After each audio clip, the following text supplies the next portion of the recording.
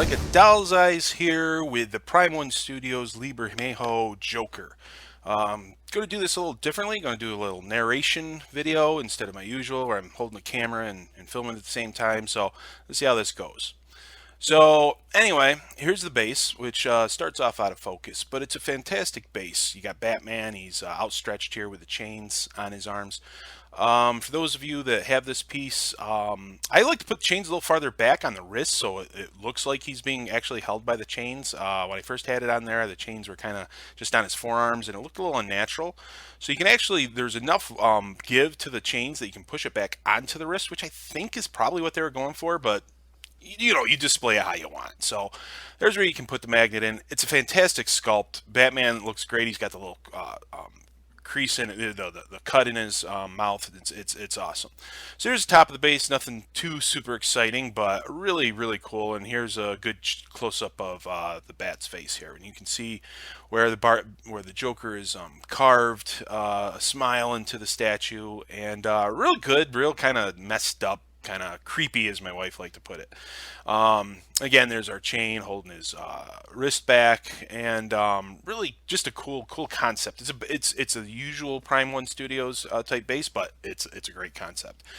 So here we go. We got his boots here, Joker's boots. Real good texturing and paint apps.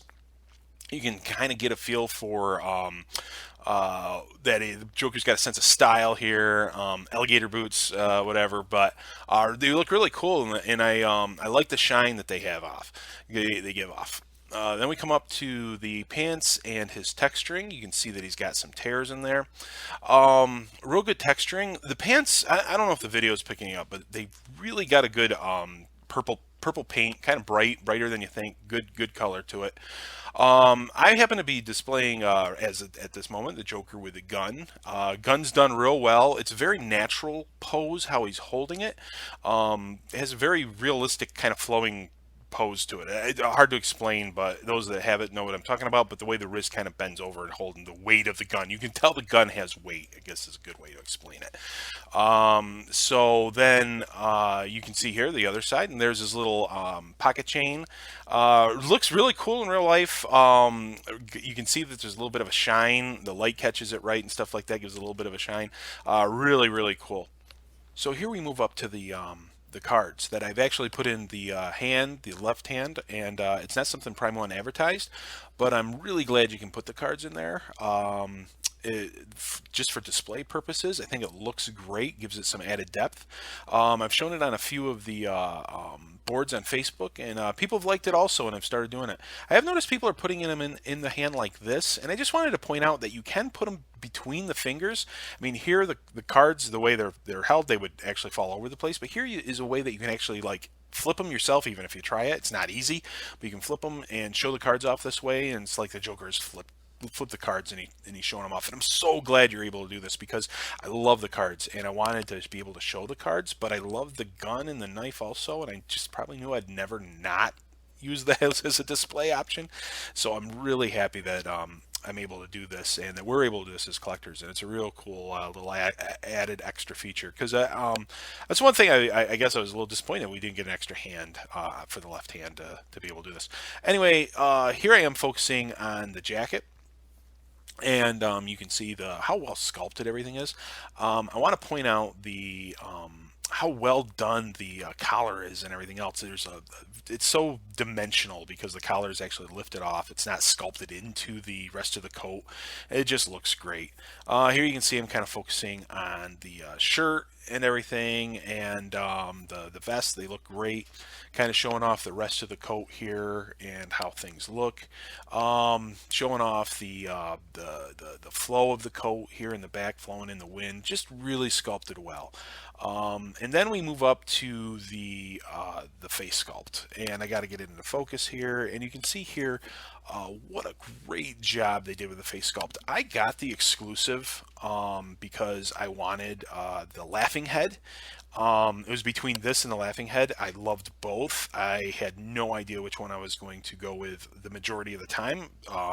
You could go with either, but I think this is the best head sculpt. I just think he is so menacing looking. He looks so Like he's going to seriously, he's probably going to kill whoever's in front of him. You are in deep doo doo if you come across this Joker. Just so maniacal, so evil looking, and I like the other head sculpts too. The batarang in the eye is very cool, very Dark Knight Returns style there with when Batman hit the Joker in the eye with the batarang. But I just love the regular head sculpt, and I love the laughing one, and the skull one's cool. I'll just never use it.